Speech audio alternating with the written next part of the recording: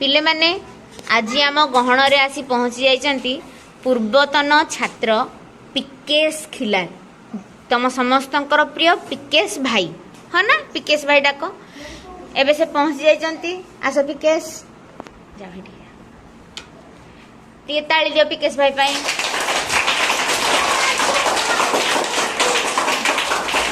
तमे किछि मने पकेवा पूर्वरु मु पिकेश भाई विषय रे किछि कहूची सुना पिकेश बहुत ही भल पिला है से जिते तृतीय श्रेणी पढ़ुला सी पूरा तृतीय विज्ञान जोड़ पचार अक्षर भी बहुत सुंदर किंतु जिते टिके से बड़ हो गला से चतुर्थ पंचम बेलू को टिके ताकू लगिला कि ना मु टिके बड़ हो गली ना तेणु टिके कौन कला पिकेश टिके टिके बदमाशी हाँ टिके टिके बदमाशी कले किंतु बदमाशी कले भी से पाठ को से मने रखिचंती बुझीला जहाँ से पढ़ी थिले से मने रखिचंती सी गोटे मात्र पिला जी कि नवोदय परीक्षा पाई पकेइथिला परीक्षा दे भी जाइथिला पाइबा न पाइबा पिले बड़ कथा नुहे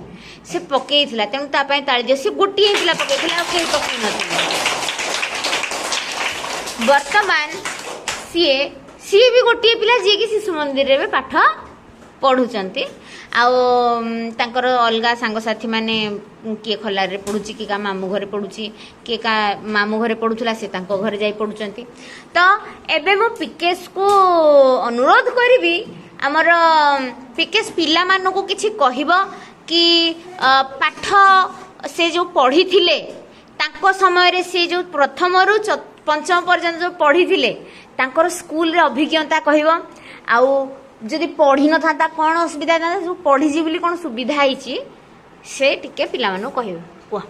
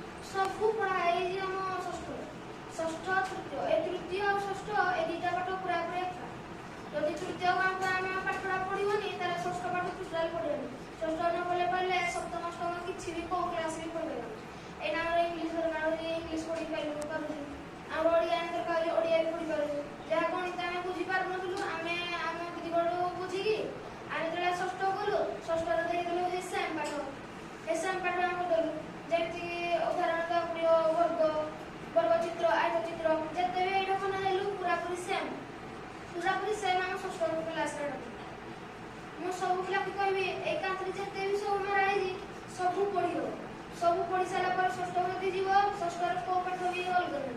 ସବୁ ଏଇଠୁ ପଢିଜି ବହିରୁ ଗୁଟେ ଦେବ ଯେତେବେଳେ ପରୀକ୍ଷା ହୁଏ କିଛି ବି ବହି ଦେବେ ଯେତେବେଳେ ତୃତୀୟ ପାଠ ଯାହା ବହିରେ ତା ପରୀକ୍ଷାରେ ବି ତାହା ଦେବ ତୃତୀୟ ପାଠ ଦେବ ଷଷ୍ଠ ପାଠ ଟୋଟାଲ ହିଁ ଦେବ सेई तृतीय पाठ चतुर्थ रे पढ़ुछ से चतुर्थ पाठ पंचम रे से सेम पाठ षष्ठ रे तो सबुठ इम्पोर्टाट है तमें जो प्रथम द्वितीय रु एंट्री करुच कौटी से पाठटा को जदि भल से पढ़ी देज से तृतीय पाठ जहाँ चतुर्थ पाठ ता पंचम पाठ ता षष्ठ पाठ बुझी बुझा गल जाए पूरा सप्तम भी सेमती लगे तुमको इजी अष्टम भी सेमती इजी पिकेश भाई बहुत ही चेष्टा करूला इंग्लिश तार पंचम से सब लोग होनुला किंतु आम जो इंग्लिश प्रैक्टिस कलु निजे निजे कार्यपुस्तिका गुड़ा समस्ते बुझी बुझी बुझी बुझी करदेले इंग्लिश बुक रीडिंग कले खाली मु पढ़ेली ना से माने भी चेष्टा करथिले पिके सीना कहूँ कि नाई दीदी पढ़े देथिले मैं बुझी पारछु मु पढ़ेइथिली सत किंतु सी भी पाठ पढ़ी